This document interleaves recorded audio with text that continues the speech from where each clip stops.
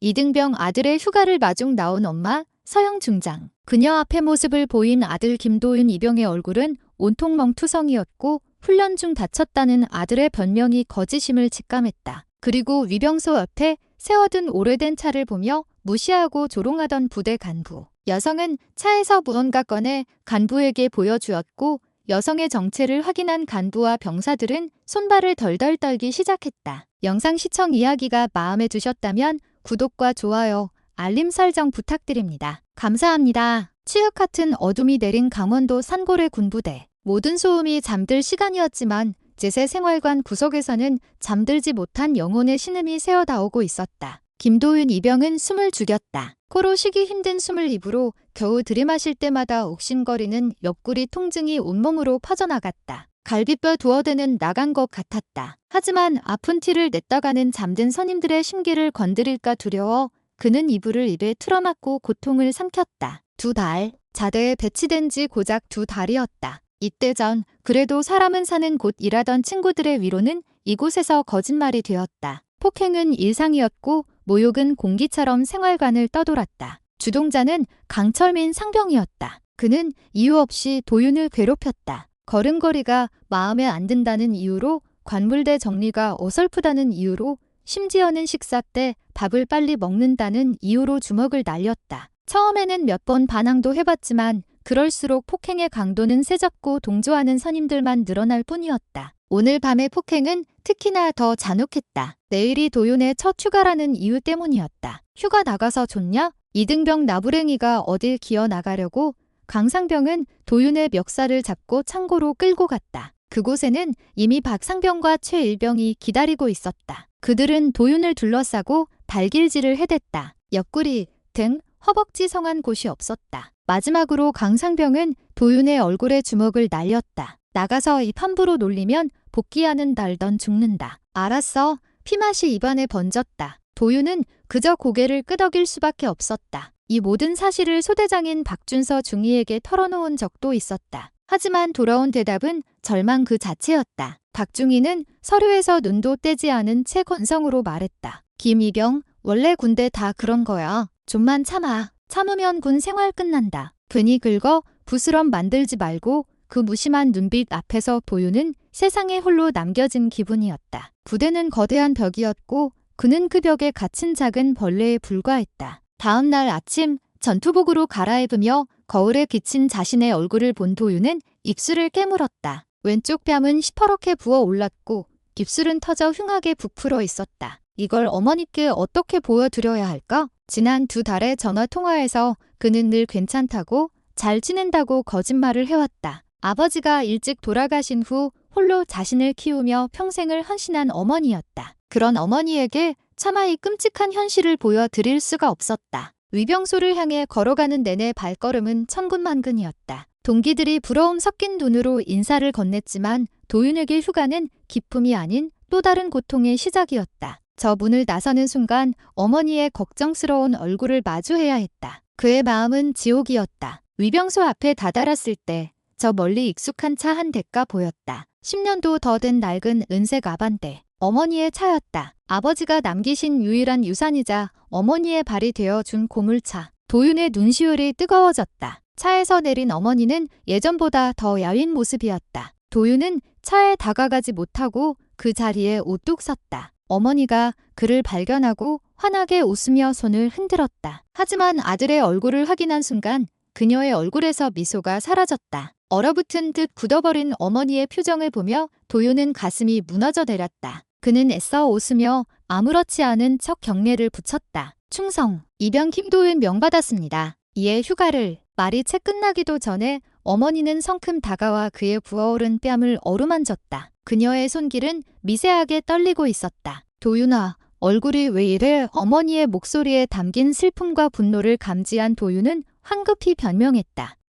이거 어젯밤에 훈련하다가 좀 넘어졌습니다. 괜찮습니다. 어머니의 서툰 거짓말인 줄 알면서도 그는 그렇게 말할 수밖에 없었다. 어머니의 눈에 눈물이 고였다. 서영은 아들의 얼굴에서 시선을 뗄 수 없었다. 혼란 중 넘어졌다는 말은 단 한 글자도 믿기지 않았다. 저건 명백한 폭행의 흔적이었다. 시퍼렇게 멍든 뺨, 터진 입술, 그리고 무엇보다 아들의 눈동자에 서린 깊은 공포와 체념. 지난 2달, 전화기 너머로 들려오던 억지스러운 밝은 목소리의 이유를 이제 알 것 같았다. 심장이 갈기갈기 찢기는 것 같았다. 그녀는 이를 악물었다. 온몸에 피가 역류하는 분노가 치밀었지만 지금은 감정을 드러낼 때가 아니었다. 가자, 아들. 일단 집에 가서 얘기하자. 서영은 애써 침착한 목소리로 말하며 아들의 어깨를 감쌌다. 그때였다. 위병소 근무를 서던 젊은 병사 하나가 거만한 태도로 다가와 소리쳤다. 아줌마, 차 안 빼요. 여기 군사 시설이에요. 간첩으로 쳐넣기 전에 빨리 차 빼라고. 그의 말투에는 노골적인 무시와 조롱이 담겨 있었다. 서영은 병사를 차갑게 돌아보았다. 애뜬 얼굴이었지만 그 눈빛은 권태와 오만으로 가득 차 있었다. 그녀의 낡은 아반떼와 허름한 옷차림이 그에게는 만만한 아줌마로 보였을 것이다. 서영은 대꾸하지 않고 차를 향해 걸어갔다. 아들 앞에서 소란을 피우고 싶지 않았다. 하지만 상황은 그녀의 바람대로 흘러가지 않았다. 마침 중대 행정반에서 나오던 부사관 한 명이 그 광경을 보고 끼어들었다. 땅딸막한 체구의 배가 나온 딱 봐도 권위적인 인상의 중사였다. 그는 입에 담배를 문 채 삐딱하게 서서 서영의 차를 위아래로 훑어보더니 침을 뱉으며 말했다. 아줌마 기 먹었어요? 당장 그 똥차 안 치워요. 어디서 폐차 직전인 차를 끌고 와서 부대 입구를 막고 있어. 빨리 안 치우면 견인시켜버릴 거니까 그런 줄 알아요. 똥차라는 말에 서영의 눈빛이 칼날처럼 날카로워졌다. 모욕은 참을 수 있었다. 하지만 자신의 분신과도 같은 아들이 복무하는 부대의 간부가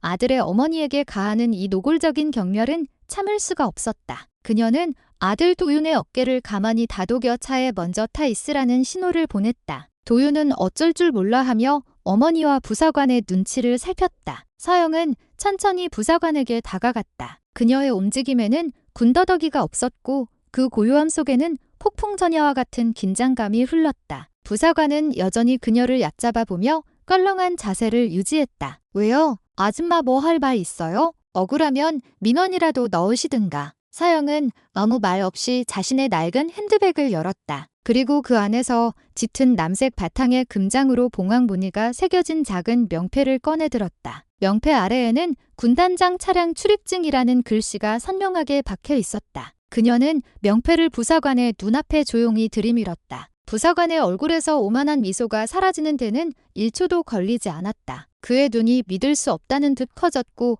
입에 물고 있던 담배가 바닥으로 툭 떨어졌다. 그는 자신의 눈을 비볐다. 잘못 본 것이라 생각하고 싶었지만 명패에 새겨진 대한민국 육군 제7군단장 중장 서영이라는 이름은 너무나도 선명했다. 그의 머릿속이 하얗게 비어버렸다. 대한민국에서 별 3개 군단장이라는 직위가 갖는 무게를 모르는 군인은 없었다. 옆에서 거들먹거리던 위병소 근무 병사의 얼굴은 이미 사색이 되어 있었다. 그는 자신이 방금 누구에게 간첩으로 쳐넣겠다고 협박했는지 깨닫고 온몸을 부들부들 떨기 시작했다. 서영은 얼어붙은 그들을 향해 나지막하지만 그 어떤 고함보다도 서늘한 목소리로 말했다. 난 단순한 군인의 어머니가 아니야.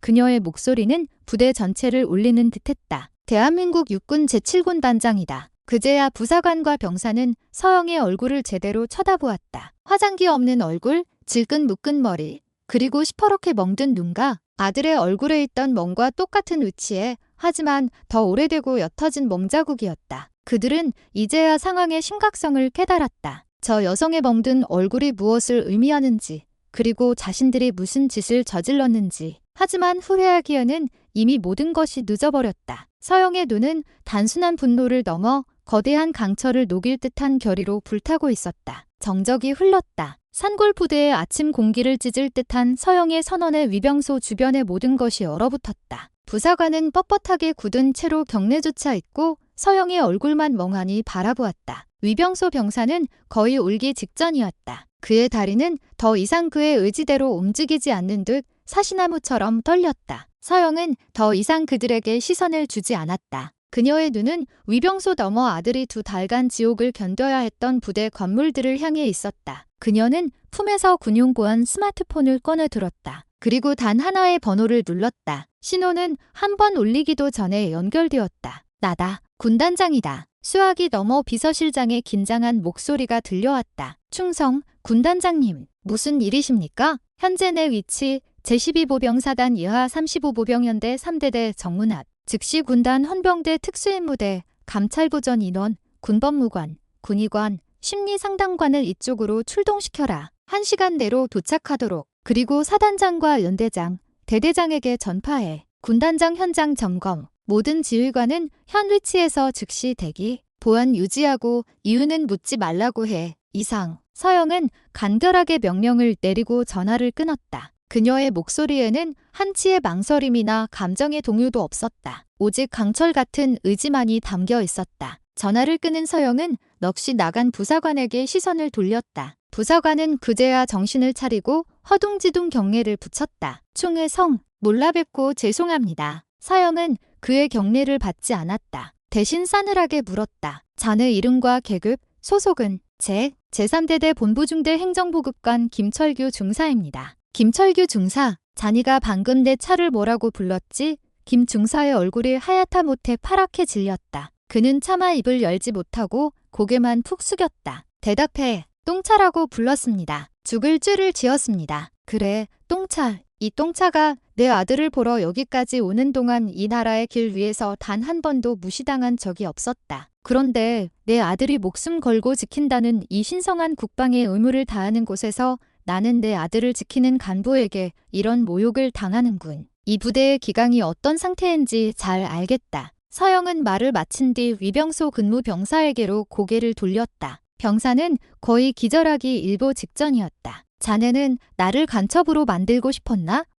아닙니다. 절대 아닙니다. 제가 잠시 정신이 나갔었습니다. 용서해 주십시오. 병사는 울먹이며 빌었다. 서영은 그들을 더 이상 다그치지 않았다. 그녀에게 이들은 이미 끝난 존재들이었다. 더 큰 뿌리를 뽑아내야 했다. 그녀는 낡은 아반떼에 기대어 팔짱을 꼈다. 이제 곧 폭풍이 몰아칠 것이다. 불과 10분도 지나지 않아 부대 전체가 발칵 뒤집혔다. 대대장의 다급한 목소리가 부대 전체 방송을 통해 울려 퍼졌다. 전 장병 및 간부는 즉시 하던 모든 작업을 중단하고 생활관 및 사무실에서 대기하라. 반복한다. 모든 작업을 중단하고. 대대장의 목소리는 미세하게 떨리고 있었다. 얼마 지나지 않아 대대장인 이정훈 중령이 땀을 뻘뻘 흘리며 위병소로 달려왔다. 그는 군단장이 정문에 와 있다는 보고를 받고 무슨 상황인지 파악도 못한 채 달려온 것이었다. 그는 서영의 낡은 아반떼와 초라한 행색을 보고 잠시 의아한 표정을 지었지만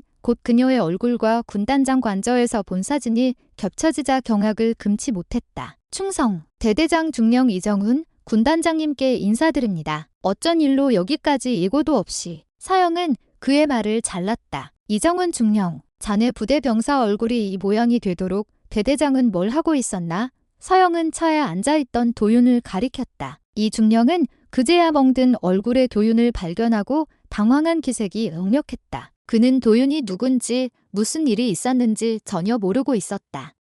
그게 무슨 일인지 보고받은 바가 없습니다. 보고를 못 받았나? 아니면 안 받았나? 혹은 묵살했나? 서영의 서늘한 질문에 중령의 등줄기에서 식은땀이 흘렀다. 그 순간 멀리서부터 요란한 사이렌 소리와 함께 군용 차량들의 행렬이 먼지를 일으키며 달려오고 있었다. 군단직할 헌병특임대 차량을 선두로 감찰부, 법무실, 군의관 차량이 줄지어 부대 안으로 쏟아져 들어왔다. 완전 무장한 헌병들이 일사불란하게 위병소 주변을 통제하기 시작했다. 평화롭던 산골 부대는 순식간에 거대한 태풍의 눈으로 변해버렸다. 이 중령은 이제야 깨달았다. 이것은 단순한 현장 점검이 아니었다. 부대 전체를 뒤엎어 버릴 거대한 전쟁의 시작이었다. 군단직할 부대들이 도착하자 제3대대는 완벽한 마비 상태에 빠졌다. 헌병들은 모든 출입을 통제했고 감찰부 요원들은 행정반과 지휘관실을 급습해 모든 서류와 컴퓨터를 압수하기 시작했다. 부대원들은 생활관 창문 너머로 살벌한 분위기를 감지하며 공포에 떨었다. 그들은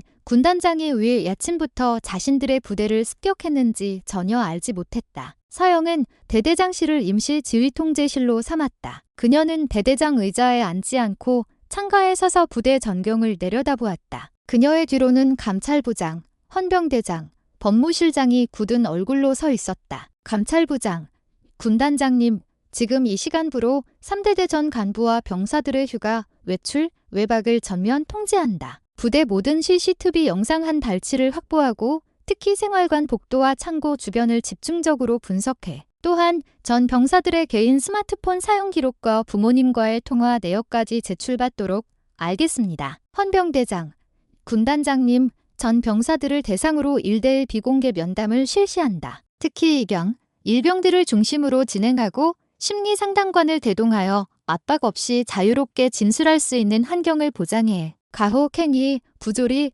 은폐 시도 등 모든 제보를 받는다. 제보자의 신분은 철저히 보장할 것 명심하겠습니다. 서영의 명령은 신속하고 정확했다. 마치 잘 짜인 작전 계획처럼 부대를 해부하기 위한 매스가 차례차례 가해지고 있었다. 대대장 이중령과 중대장들은 복도에서 안절부절 못하며 서성거릴 뿐 감히 대대장실에 들어올 엄두도 내지 못했다. 그때 법무실장이 조심스럽게 입을 열었다. 군단장님, 혹시 이번 조사의 구체적인 발단에 대해 여쭤봐도 되겠습니까? 저희가 좀 더 집중해야 할 부분을. 서영은 천천히 뒤를 돌아 법무실장을 바라보았다. 그녀는 자신의 낡은 핸드백에서 작은 사진 한 장을 꺼내 테이블 위에 올려놓았다. 입대하던 날 훈련소 앞에서 어색하게 웃으며 찍은 도윤의 사진이었다. 내 아들이다. 이 부대 소속 김도윤 이병. 방 안에 있던 모든 지휘관들의 얼굴이 하얗게 질렸다. 군단장의 아들이 이 부대에 복무하고 있었다는 사실을 아무도 몰랐다. 서영은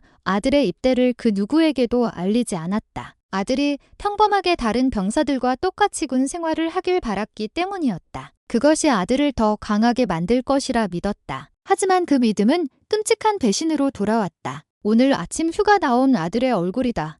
서영은 자신의 스마트폰에 찍어둔 멍들고 부어오른 도윤의 얼굴 사진을 보여주었다. 사진을 본 지휘관들은 숨을 삼켰다. 혼란 중 넘어졌다고 하더군. 자네들은 이 말이 믿기나?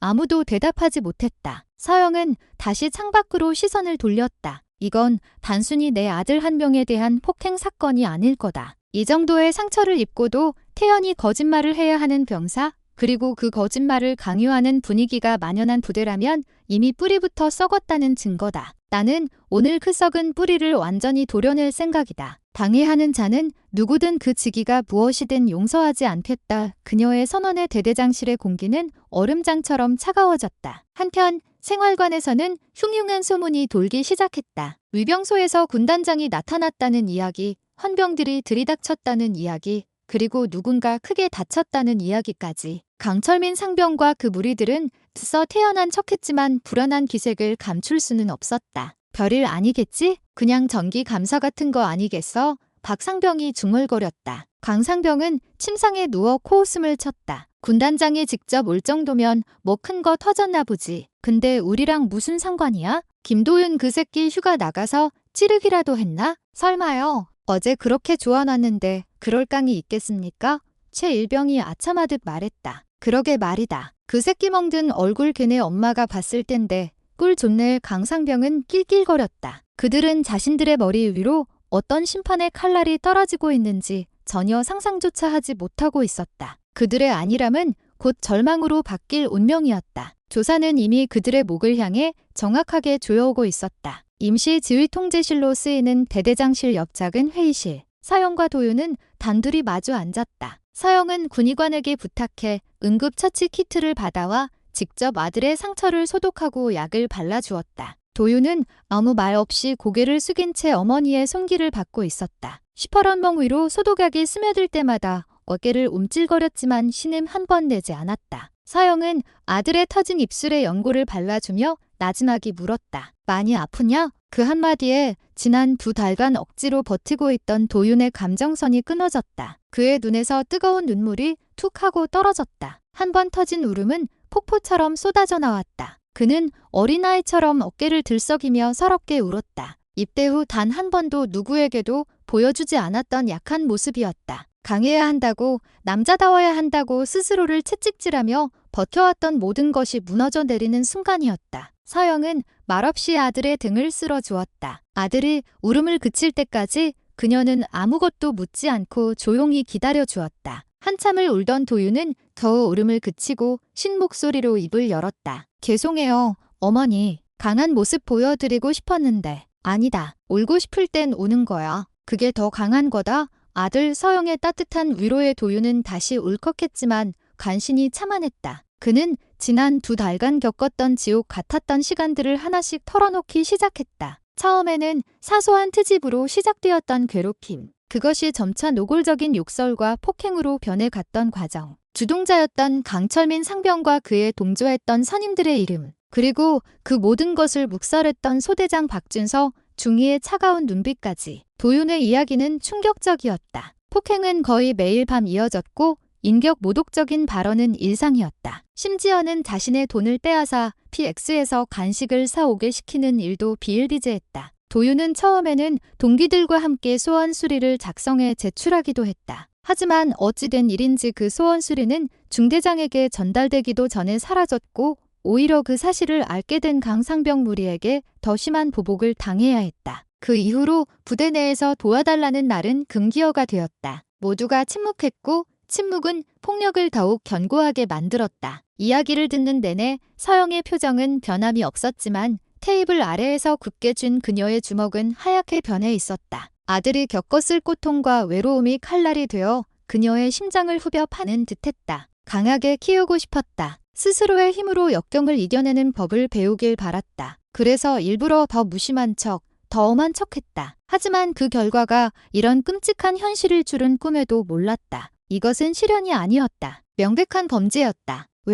왜 진작 말 안 했어? 전화할 때마다 괜찮다고만 하고 서영의 목소리가 가늘게 떨렸다. 도윤은 고개를 저었다. 어머니 걱정시켜 드리고 싶지 않았어요. 그리고 말해봐야 소용없을 거라고 생각했어요. 여기서 아무도 제 말을 들어주지 않았으니까요. 그냥 참으면 언젠가는 끝나겠지. 그렇게만 생각했어요. 아들의 차념 섞인 대답이 서영의 가슴에 비수처럼 박혔다. 이 거대한 조직의 정점에서 아들 하나 지키지 못했다는 자책감과 아들을 이 지경으로 만든 자들에 대한 참을 수 없는 분노가 그녀의 안에서 들끓었다. 그녀는 자리에서 일어나 창가로 다가갔다. 창밖으로는 헌병들이 분주하게 움직이는 모습이 보였다. 도윤아, 서영이 아들을 불렀다. 이제 괜찮다. 이제 아무도 너를 괴롭히지 못할 거야. 내가 그렇게 만들 거다. 그녀의 목소리는 더 이상 슬픔에 젖어 있지 않았다. 차갑고 단단한 결의만이 남아 있었다. 어머니로서의 눈물은 끝났다. 이제 군단장으로서의 심판이 시작될 시간이었다. 헌병대의 비공개 면담이 시작되자 부대의 공기는 더욱 살얼음 판처럼 변했다. 병사들은 한 명씩 차례로 불려가 30분에서 1시간가량의 면담을 하고 나왔다. 제보자의 신원을 철저히 보장한다는 약속에도 불구하고 대부분의 병사들은 선뜻 입을 열지 못했다. 보복에 대한 두려움이 그들의 입을 굳게 닫게 만들었다. 가해자로 지목된 강철민 상병과 그 무리도 헌병대에 소환되었다. 하지만 그들의 태도는 놀라울 정도로 당당했다. 강상병은 심드렁한 표정으로 의자에 앉아 다리를 꼬았다. 김도윤 이병 폭행 혐의에 대해 묻겠습니다. 사실입니까? 헌병 수사관이 물었다. 폭행이라니요? 말도 안 됩니다. 군대에서 선임이 후임 좀 가르칠 수도 있는 거지. 그걸 가지고 폭행이라고 합니까? 제가 좀 얼차려를 준 건 맞지만 다 그놈 잘 되라고 그런 겁니다. 요즘 애들이 워낙 빠져서 바짝 잡지 않으면 안 됩니다. 강상병은 조금의 죄책감도 없이 뻔뻔하게 대답했다. 그는 이번 사태를 그저 재수없게 걸린 일 정도로 여기는 듯했다. 어차피 징계받아 봐야 영창 며칠 다녀오면 그만이라고 생각했다. 그는 자신의 아버지가 누구인지 알고 있었다. 힘 있는 국회의원인 아버지가 이 정도 일은 쉽게 해결해 줄 것이라 믿어 의심치 않았다. 그의 공범인 박상병과 최일병 역시 입을 맞춘 듯 비슷한 진술을 내놓았다. 그들은 자신들의 행위를 군기 확립을 위한 교육이라고 포장하며 모든 혐의를 부인했다. 가장 큰 문제의 인물은 소대장 박준서 중이었다. 그는 감찰부 조사에서 시종일관 무기력하고 냉소적인 태도를 보였다. 김도윤 이병이 수차례 도움을 요청했다는 진술이 있습니다. 왜 묵살했습니까? 감찰관의 날카로운 질문에 박중희는 피식 웃었다. 묵살이라뇨? 상담은 해줬습니다. 원래 군대가 다 그런 곳이라고 조금만 참으면 나아질 거라고 말해줬죠. 그게 제가 해줄 수 있는 최선이었습니다. 제가 거기서 강상병을 처벌이라도 했으면 어떻게 됐을 것 같습니까? 부대 분위기만 험악해지고 김이병은 더 심한 따돌림을 당했을 겁니다. 결국 조용히 참고 넘어가는 게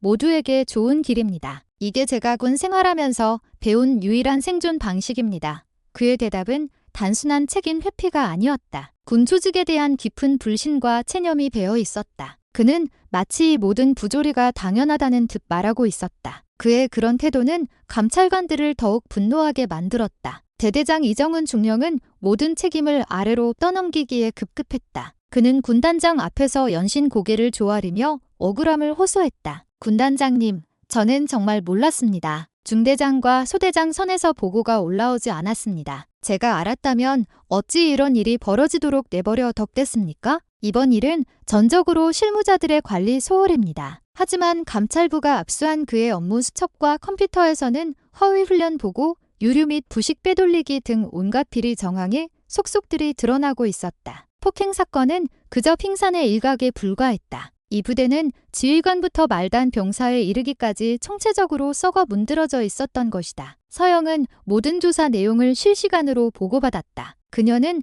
특히 가해자들의 뻔뻔한 태도와 박중희의 냉소적인 반응에 주목했다. 강상병의 오만함 뒤에는 분명 믿는 구석이 있을 것이고, 박중희의 체념 뒤에는 그럴 만한 사연이 숨겨져 있을 터였다. 그녀는 단순히 가해자들을 처벌하는 것에서 끝낼 생각이 없었다. 이 부조리한 시스템을 만든 구조적인 문제와 그 배경까지 모두 파헤쳐 다시는 이런 비극이 반복되지 않도록 만들 생각이었다. 조사가 교착 상태에 빠질 무렵 한 병사가 용기를 냈다. 도윤의 동기였던 박진우 이병이었다. 그는 심리상담관과의 면담에서 조용히 입을 열었다. 사실 저도 봤습니다. 강상병님이 도윤이를 창고에서 때리는 것을요. 그리고 제 핸드폰에 녹음 파일이 있습니다. 그의 손에는 작은 스마트폰이 들려 있었다. 그 안에는 강상병의 폭언과 협박이 고스란히 담겨 있었다. 거대한 성벽에 마침내 균열이 가기 시작하는 순간이었다. 박진우 이병이 제출한 녹음 파일은 판도를 완전히 뒤바꿔 놓았다. 파일에는 강철민 상병이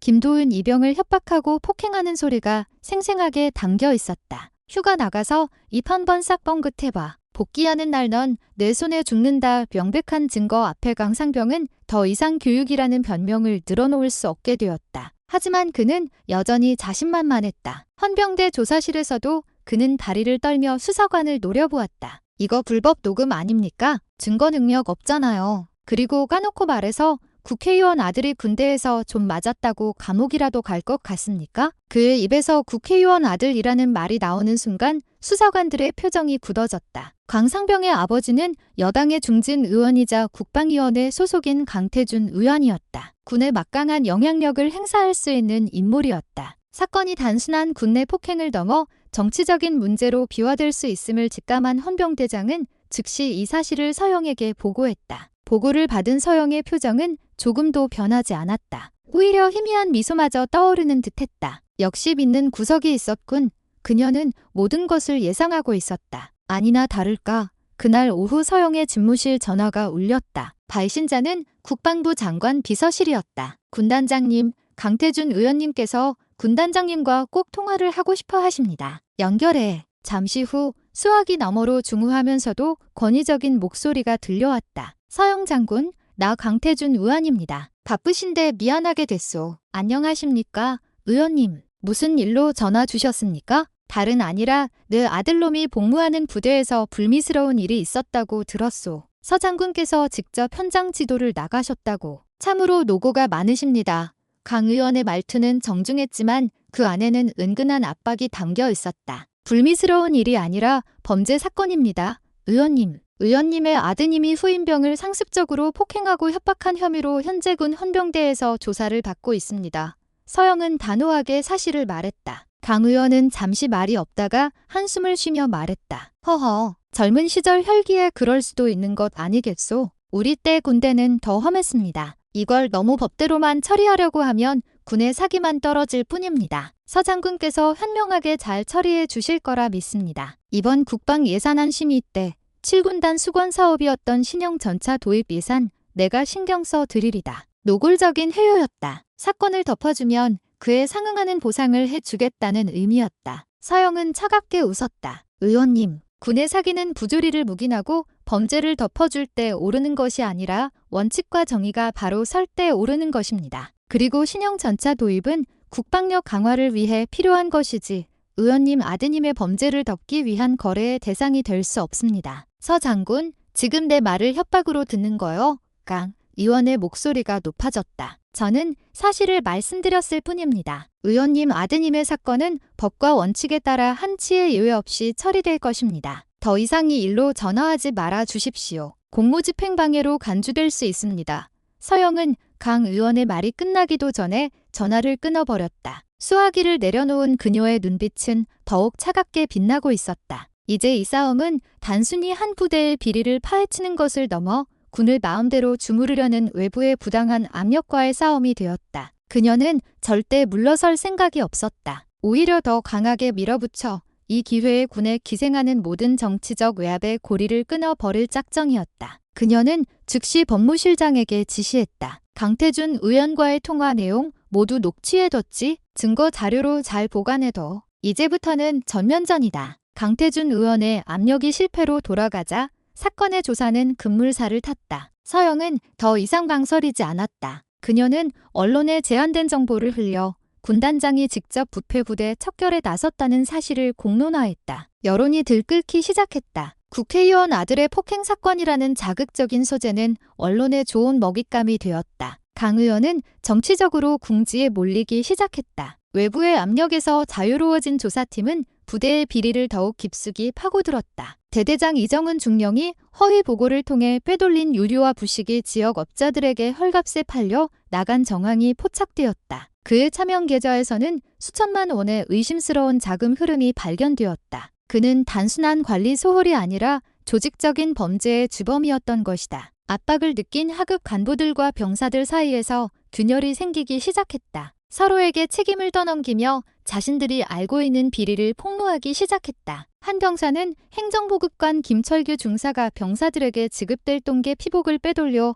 인터넷 중고 장터에 팔아온 사실을 제보했다. 또 다른 간부는 중대장이 병사들의 외박 일수를 조작하여 자신의 성과로 포장해 온 사실을 털어놓았다. 폭행 사건의 공범이었던 박상병과 최일병도 결국 무너졌다. 헌병대에 계속되는 추궁과 구속 수감될 수 있다는 압박감에 그들은 모든 사실을 자백했다. 그들은 강상병의 주도하에 김도윤 이병뿐만 아니라 다른 여러 후임병들에게도 상습적인 가혹 행위를 해왔음을 인정했다. 그들의 진술을 통해 부대 내에 만연해 있던 끔찍한 폭력의 실체가 드러났다. 이제 모든 칼날은 강철민 상병을 향하고 있었다. 하지만 그는 끝까지 혐의를 부인하며 버텼다. 아버지의 힘이 통하지 않자 불안해졌지만 그는 여전히 빠져나갈 구멍이 있을 것이라 믿었다. 그의 마지막 오만을 무너뜨린 것은 CCTV 영상이었다. 감찰부는 몇 주간의 영상을 밤새워 분석한 끝에 결정적인 장면을 찾아냈다. 도윤이 휴가를 나가기 전날 밤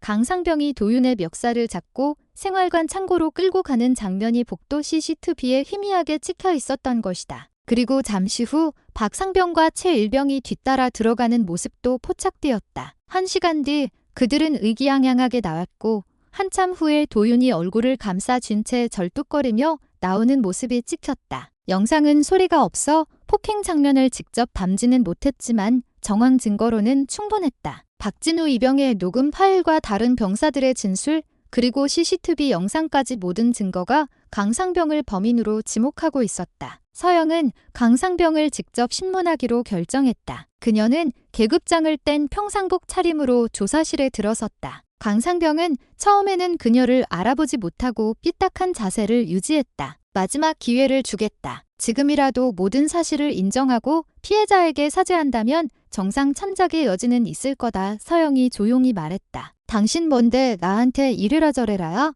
변호사 아니면 꺼져. 강상병은 여전히 거만했다. 서영은 한숨을 쉬며 자리에서 일어났다. 그리고 조사실의 벽에 걸린 스크린을 켰다. 스크린에는 창고로 끌려가는 도윤의 모습이 담긴 CCTV 영상이 재생되고 있었다. 강상병의 얼굴이 순식간에 굳어졌다. 이래도 발뺌할 텐가? 서영은 영상을 멈추고 강상병에게 다가가 그의 눈을 똑바로 쳐다보았다. 내 아버지는 더 이상 날 지켜주지 못한다. 아니, 애초에 지켜줄 힘도 없었어. 넌 내가 만든 이 지옥에서 내 죄의 무게를 온전히 감당해야 할 거다. 그 순간 강상병은 눈앞의 여인이 누구인지 깨달았다. 위병소 앞에서 아들의 멍든 뺨을 어루만지던 낡은 아반떼를 몰고 온 그 아줌마. 그리고 동시에 이 모든 조사를 지휘하고 있는 제7군 단장이라는 사실을. 그의 오만한 제국이 완벽하게 무너져 내리는 순간이었다. 그는 의자에서 스르륵 주저앉아 고개를 떨궜다. 모든 가해자와 비리 연루자들이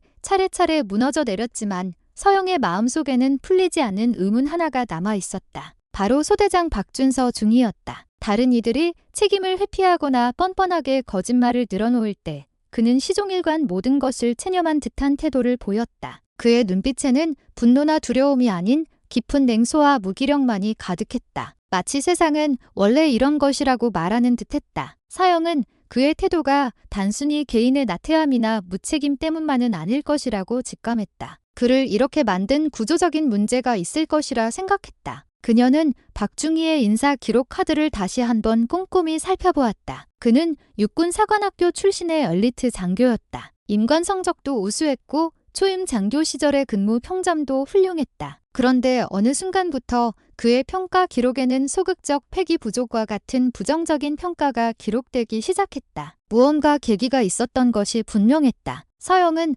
박중희를 자신의 집무실로 불렀다. 딱딱한 조사실이 아닌 좀 더 편안한 분위기에서 그의 속마음을 들어보고 싶었다. 차를 앞에 두고 마주 앉았지만 박중희는 여전히 입을 굳게 닫고 있었다. 박중희, 서영이 먼저 입을 열었다. 나는 자네를 처벌하기 위해 부른 것이 아닐세. 자네의 이야기를 듣고 싶어서 불렀어. 육사까지 나온 자네가 어쩌다 모든 걸 포기한 사람처럼 변해버렸는지 그 이유를 알고 싶네. 박중희는 미동도 없이 앉아 있었다. 서영은 그의 인사 기록 카드에 적힌 한 가지 특이 사항을 언급했다. 자네 생도 시절에 부당한 상급생의 지시에 불응했다가 징계를 받은 기록이 있다던. 그때 무슨 일이 있었나? 그 순간 박중희의 무표정한 얼굴에 처음으로 균열이 일어났다. 그의 동공이 미세하게 흔들렸다. 그는 오랫동안 잊고 있던 혹은 잊으려고 노력했던 과거의 기억을 마주한 듯 보였다. 한참의 침묵 끝에 그는 마침내 입을 열었다. 그의 목소리는 메말라 있었다. 그때 저는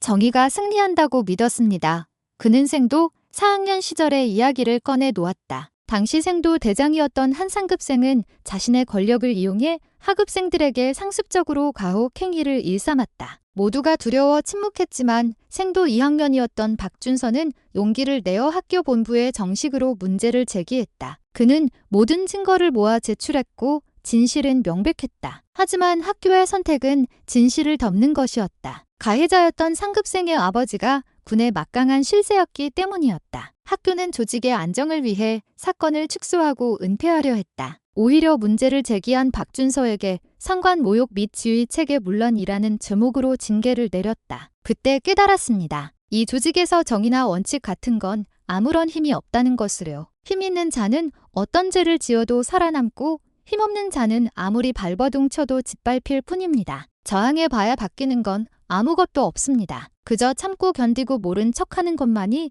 유일한 생존 방법이라는 걸 뼛속 깊이 배우게 된 겁니다. 그의 목소리에는 깊은 상처와 절망이 배어 있었다. 그는 한때 누구보다 뜨거운 열정과 정의감을 가졌던 젊은 장교였다. 하지만 조직의 거대한 벽 앞에서 그의 정의감은 산산조각 났고 그 자리에는 차가운 냉소와 무기력만이 남게 된 것이었다. 김도은 이병의 호소를 외면했던 것은 바로 과거에 철저히 외면당했던 자기 자신의 모습을 보았기 때문일지도 몰랐다. 그는 도윤에게서 희망 없는 저항을 하다가 결국 자기처럼 부서져 버릴 미래를 본 것이었다. 서영은 조용히 그의 이야기를 들었다. 그녀의 마음이 무겁게 가라앉았다. 이것은 단순히 한 장교의 타락이 아니었다. 정의로운 목소리를 억압하고 부조리에 순응하는 자만이 살아남게 만드는 이 병든 시스템이 낳은 비극이었다. 그리고 그녀는 직감했다. 박중희의 이야기는 아직 끝나지 않았다는 것을, 그가 말하지 않은 더 깊은 진실이 남아있다는 것을. 그때 자네의 문제를 덮었던 그 상급생의 아버지가 누군지 이름이 기억나나 서영의 질문에 박중희는 고개를 들어 처음으로 그녀의 눈을 똑바로 쳐다보았다. 그의 눈빛에는 알 수 없는 감정이 일렁이고 있었다. 기억합니다. 똑똑히 기억하고 말고요. 그는 잠시 숨을 골랐다. 그리고 서영의 심장을 얼어붙게 할 이름을 말했다. 당시 제 사건을 무마시키고 저에게 억울한 징계를 내리도록 압력을 행사했던 분은 곧 최민준 장군님이셨습니다. 최민준. 그 이름이 박준서 중위의 입에서 나오는 순간 서영의 세상이 멈췄다. 온몸의 피가 차갑게 식는 것 같았다. 최민준은 다른 사람이 아니었다. 몇 해 전 불의의 사고로 세상을 떠난 그녀의 남편이자 김도윤 이병의 아버지였다. 군에서는 청렴하고 강직하기로 이름난 장군, 집에서는 누구보다 자상했던 남편이자 아버지. 그녀가 기억하는 남편은 그런 사람이었다. 잘못 안 거겠지. 내 남편은 그럴 사람이 아닐세. 서영의 목소리가 미세하게 떨렸다. 그녀는 필사적으로 부정하고 싶었다. 하지만 박중희의 눈빛은 너무나도 확고했다. 그의 눈에는 서영에 대한 원망이나 조롱이 아닌 오랜 세월 묵혀온 진실을 토해내는 자의 처절함이 담겨 있었다. 아닙니다. 저는 장군님의 얼굴을 똑똑히 기억합니다. 가해자 생도의 아버지로서 직접 학교에 찾아와 훈육관들을 압박하셨습니다. 그리고 제 앞에서 이렇게 말씀하셨죠. 세상에는 때로 침묵해야 하는 진실도 있는 법이다. 자네의 그 무모한 정의감이 우리 군 전체를 위험에 빠뜨릴 수도 있다는 걸 명심하게라고요. 박중희는 마치 어제 일처럼 생생하게 그날의 기억을 묘사했다. 남편의 목소리, 말투, 그리고 그 차가웠던 눈빛까지. 서영은 더 이상 그의 말을 부정할 수 없었다. 그녀가 알고 있던 남편의 모습 뒤에 자신이 전혀 알지 못했던 또 다른 얼굴이 있었음을 깨달았다. 이것이 바로 이중의 반전이었다. 아들의 사건을 파헤치기 위해 시작한 이 싸움이 결국 그녀 자신과 그녀가 가장 사랑했던 사람의 추악한 진실을 향한 칼날이 되어 돌아온 것이다. 그녀는 아들을 지키기 위해 군을 개혁하려 했지만 정작 그 군을 병들게 한 뿌리 깊은 부조리의 한가운데에 자신의 남편이 서 있었던 것이다. 서영은 자리에서 일어나 비틀거리며 창가로 다가갔다. 머릿속이 하얗게 비어버렸다. 아들을 이렇게 만든 가해자들에 대한 분노는 어느새 길을 잃고 남편에 대한 배신감과 자기 자신에 대한 혐오감으로 변해갔다. 나는 무엇을 위해 싸워온 것인가? 내 남편이 심어놓은 악의 씨앗이 자라나 결국 내 아들에게 돌아온 것이란 말인가? 그녀는 눈을 감았다. 남편과의 행복했던 시간들이 주마등처럼 스쳐 지나갔다. 늘 정의를 말하고 부하들을 아끼던 그의 모습. 그 모든 것이 위선이었단 말인가? 아니면 그에게도 어쩔 수 없는 사정이 있었던 것일까? 하지만 어떤 이유로도 젊은 사관생도의 정의감을 짓밟고 그의 인생을 망가뜨린 행위가 정당화될 수는 없었다. 박중희는 그런 서영의 뒷모습을 조용히 바라보았다. 그는 서영에게 복수하기 위해 이 사실을 말한 것이 아니었다. 그저 자신을 짓눌러 온 오랜 진실의 무게를 내려놓고 싶었을 뿐이다. 그리고 어쩌면 자신을 이렇게 만든 시스템의 정점에 있던 사람의 아내가 과연 어떤 선택을 할 것인지 마지막으로 확인하고 싶었을지도 모른다. 한참의 침묵 끝에 서영은 천천히 몸을 돌렸다. 그녀의 얼굴에서는 모든 감정이 사라져 있었다. 슬픔도 분노도 배신감도 찾아볼 수 없었다. 오직 강철보다 차갑고 단단한 결의만이 남아 있었다. 그녀는 박중희를 향해 그리고 자기 자신을 향해 선언하듯 말했다. 박중희 말이 맞았군. 이건 내 아들 하나만의 문제가 아니었어. 그녀는 이제 모든 것을 알았다. 이 싸움의 본질을. 이것은 단순히 부패한 몇몇을 솎아내는 작업이 아니었다. 남편이 그리고 자신 또한 그 일부였을지 모를 이 거대한 시스템 자체를 무너뜨려야 하는 고통스럽고 외로운 전쟁이었다. 남편의 진실을 마주한 서영은 며칠 밤낮으로 고뇌에 잠겼다. 남편의 명예를 지키기 위해 이쯤에서 사건을 덮어야 할까? 아니면 개인적인 고통을 감수하고서라도 끝까지 가야 할까? 그녀의 책상 위에는 남편과 아들과 함께 찍은 가족 사진이 놓여 있었다. 사진 속에서 환하게 웃고 있는 남편의 얼굴을 보며 그녀는 마음이 찢어지는 듯했다. 하지만 그녀는 아들의 멍든 얼굴을 떠올렸다. 그리고 희망을 잃고 살아가는 박준서, 중희의 공허한 눈빛을 떠올렸다. 만약 여기서 멈춘다면 제2, 제3의 김도윤과 박준서가 계속해서 나타날 것이다. 남편이 남긴 오점은 영원히 군의 어두운 역사 속에 남아 더 많은 희생자를 낳을 터였다. 결심은 섰다. 그녀는 더 이상 한 남자의 아내나 한 아이의 어머니가 아니었다. 그녀는 대한민국 육군 제7군단의 군단장이었다. 사적인 감정에 휘둘릴 자리가 아니었다. 그녀는 부패의 고리를 끊어내기 위해 더욱 매섭게 칼을 휘두르기 시작했다. 하지만 그 칼날의 방향은 단순한 처벌이 아니었다. 그녀는 이번 사건을 복수가 아닌 교정으로 규정했다. 잘못된 시스템을 바로잡고 상처받은 이들을 치유하며 다시는 같은 비극이 반복되지 않도록 근본적인 수술을 감행하기로 한 것이다. 그녀는 가장 먼저 박준서 중위를 다시 불렀다. 박중희,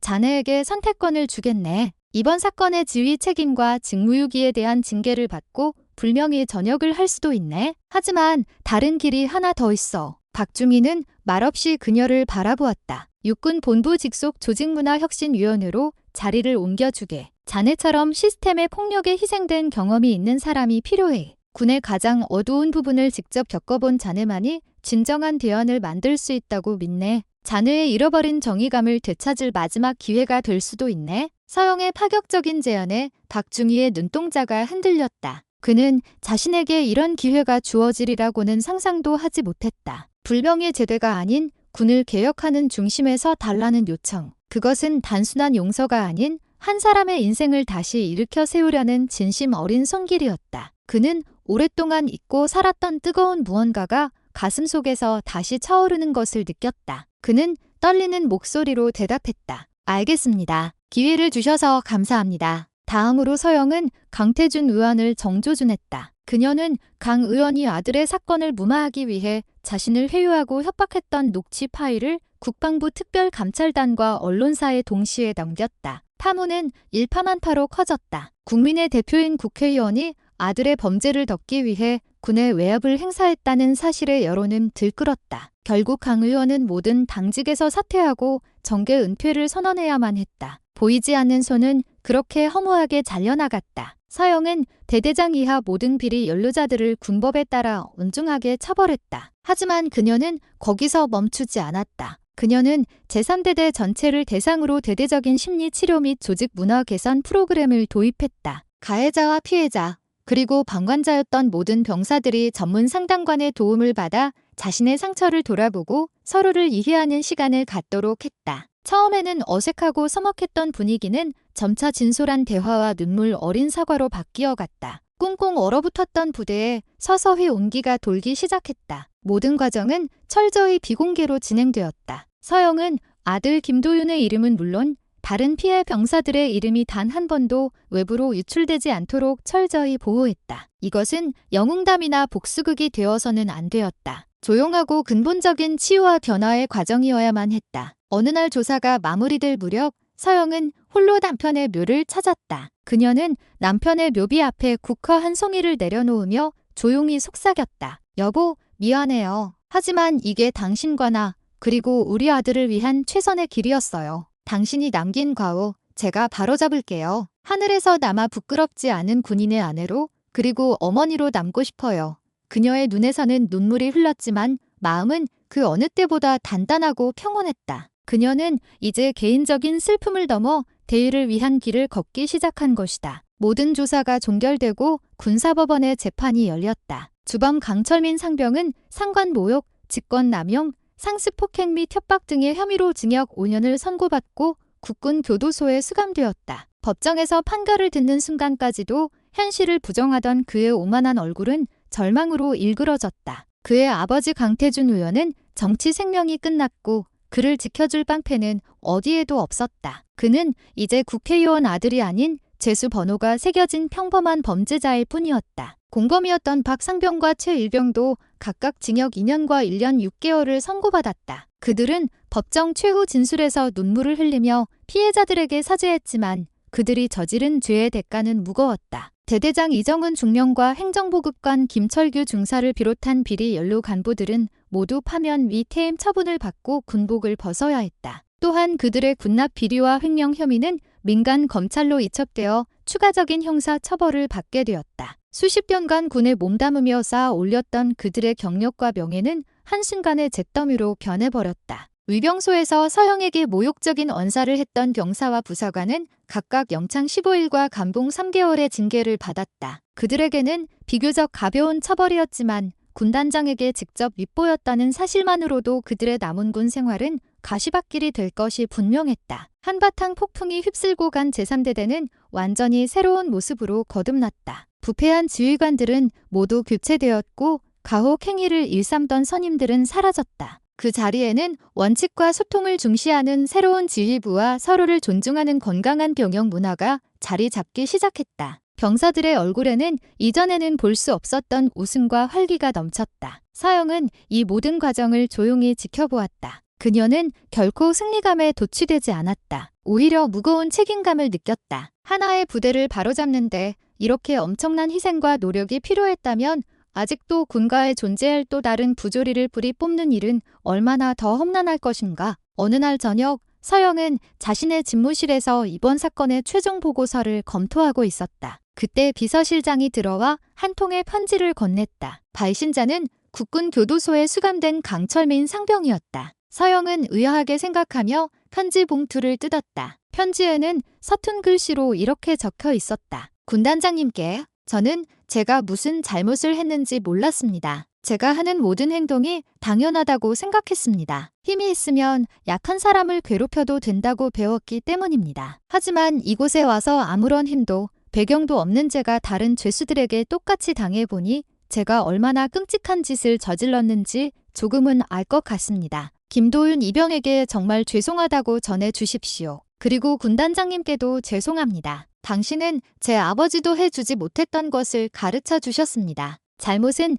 반드시 대가를 치른다는 것을요. 편지를 읽는 서영의 마음이 복잡 미묘해졌다. 그녀는 강상병을 동정하지 않았다. 하지만 그의 짧은 편지 속에서 그녀는 뒤늦게나마 시작된 한 인간의 변화 가능성을 보았다. 어쩌면 이것이야말로 진정한 교정의 시작일지도 몰라. 그녀는 책상 위에 놓인 가족 사진을 바라보았다. 그리고 남편을 향해 그리고 자기 자신을 향해 조용히 말했다. 보고 있죠? 이게 우리가 가야 할 길이에요. 그녀는 본청에 직접 보고를 올리고 부대 전 간부의 핸드폰이 동시에 울린다. 군단장 현장 점검, 즉시 대기. 서영은 모든 조사를 비공개로 진행하며 피해 병사들의 이름을 끝까지 보호했다. 심판은 끝났지만 그녀의 전쟁은 이제부터가 진짜 시작이었다. 휴가를 반납하고 부대에 남아 모든 과정을 지켜본 김도은 이병은 복잡한 심경에 휩싸였다. 자신을 괴롭히던 선임들과 부패한 간부들이 처벌받는 모습은 통쾌했지만 그 과정에서 드러난 어머니의 고뇌와 아버지의 숨겨진 진실은 그의 마음에 무거운 상처를 남겼다. 그는 자신이 단순히 폭행 사건의 피해자가 아니라 거대한 비극의 중심에 서 있었음을 깨달았다. 부대는 완전히 달라졌다. 더 이상 그를 괴롭히는 사람은 없었고 오히려 모두가 그를 조심스럽게 대했다. 군단장 아들이라는 보이지 않는 꼬리표는 그에게 새로운 권력이 되었지만 그는 그 권력이 조금도 발갑지 않았다. 그는 어머니의 힘이 아닌 자기 자신의 힘으로 이겨내고 싶었다. 사건이 모두 마무리되고 늦은 휴가를 다시 받게 된 날밤, 도윤은 잠을 이룰 수 없었다. 그는 생활관을 빠져나와 연병장으로 향했다. 차가운 밤 공기를 맞으며 그는 앞으로의 군 생활을 그리고 자신의 인생을 어떻게 살아가야 할지 깊이 고민했다. 복수심은 사라졌지만 마음속의 상처는 여전히 남아 있었다. 이 상처를 어떻게 치유해야 할까? 그때 누군가 그의 어깨에 따뜻한 외투를 덮어주었다. 돌아보니 어머니 서영이 서 있었다. 그녀는 아들이 혼란스러워하고 있을 것을 알고 조용히 찾아온 것이었다. 두 사람은 말없이 연병장을 걸었다. 한참을 걷던 도윤이 먼저 입을 열었다. 어머니, 저는 제가 당했던 것처럼 다른 사람에게 똑같이 갚아주고 싶은 마음이 들 때가 있었어요. 제가 선임이 되면 저도 똑같이 후임들을 괴롭히면서 제가 당한 걸 보상받고 싶다는 못된 생각을 했었어요. 서영은 아들의 솔직한 고백을 조용히 들어주었다. 하지만 이제는 알아요. 그게 얼마나 끔찍한 일인지. 폭력은 또 다른 폭력을 낳을 뿐이라는 거요. 이 고리를 끊고 싶어요. 저부터라도요. 서영은 걸음을 멈추고 아들을 마주 보았다. 달빛에 비친 아들의 얼굴은 어느새 앳된 소년의 모습이 아닌 한 뼘 더 성장한 청년의 얼굴을 하고 있었다. 군인이 되려면 먼저 사람이어야 한다.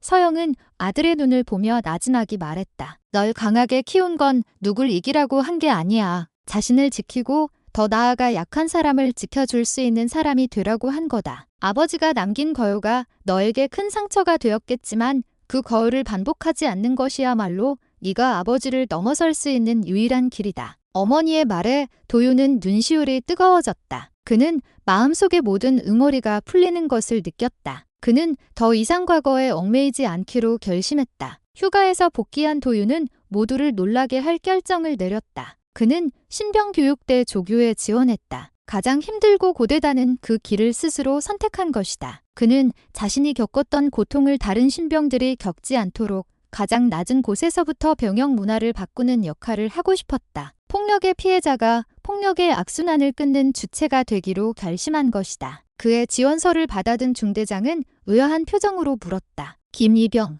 굳이 왜 이렇게 힘든 길을 가려고 하나? 자네라면 얼마든지 편한 보직으로 갈 수도 있는데. 도윤은 망설임 없이 대답했다. 제가 가장 잘할 수 있는 일이라고 생각합니다. 다시는 저 같은 병사가 나오지 않도록 만들고 싶습니다. 그의 단호한 눈빛에서 중대장은 한 젊은 군인의 진정한 성장을 보았다. 박준서 중위는 서영의 제안을 받아들여 육군 본부 조직문화혁신위원회로 자리를 옮겼다. 처음에는 모든 것이 낯설고 어색했다. 냉소와 무기력으로 가득 찼던 그가 군 전체의 문화를 바꾸는 일을 한다는 것 자체가 아이러니하게 느껴졌다. 그의 첫 임무는 정군을 대상으로 한 병영 부조리 실태 조사 및 개선안 연구였다. 그는 수많은 부대를 방문하며 평범한 병사들의 목소리를 들었다. 그는 그들의 이야기 속에서 과거 자신의 모습을 보았다. 정의를 외치다 짓밟혔던 생도 시절의 자신, 그리고 절망 속에서 모든 것을 외면했던 소대장 시절의 자신. 그는 김도윤 입영 사건의 모든 기록을 다시 한번 천천히 읽어보았다. 그리고 서영이 내렸던 결단들을 하나씩 복기했다. 그녀는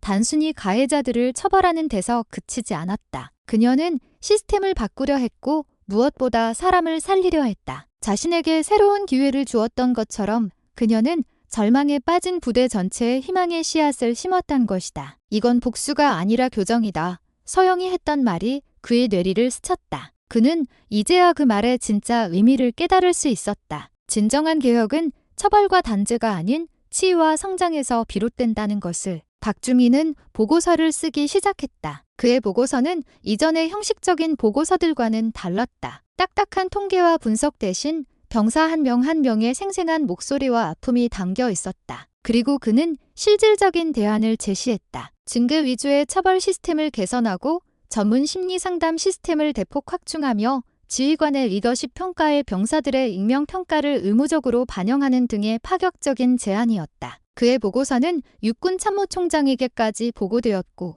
군 전체에 큰 반향을 일으켰다. 처음에는 그의 제안에 반대하는 목소리도 높았지만 그의 진정성과 논리적인 설득에 점차 많은 지휘관들이 공감하기 시작했다. 군은 느리지만 분명히 변화하기 시작했다. 한때 군에 대한 모든 희망을 버렸던 박준서 중위는 이제 군의 미래를 만드는 가장 중요한 인물이 되어가고 있었다. 한편 신병교육대 조교가 된 김도윤은 훈련병들 사이에서 호랑이 조교와 키다리 아저씨라는 두 개의 별명으로 불렸다. 훈련에는 그 누구보다 엄격했지만 훈련이 끝나면 힘들어하는 훈련병들을 찾아가 말없이 등을 두드려주고 다친 곳은 없는지 살피는 따뜻한 선임이었기 때문이었다. 그는 훈련병들에게 군사 기술뿐만 아니라 사람으로서 지켜야 할 것들에 대해 가르쳤다. 그는 종종 자신의 경험을 빗대어 이야기했다. 군대는 강한 사람이 약한 사람을 억압하는 곳이 아니다. 오히려 강한 사람이 약한 사람을 도와 함께 앞으로 나아가는 법을 배우는 곳이다. 너희들이 진정 강한 군인이 되고 싶다면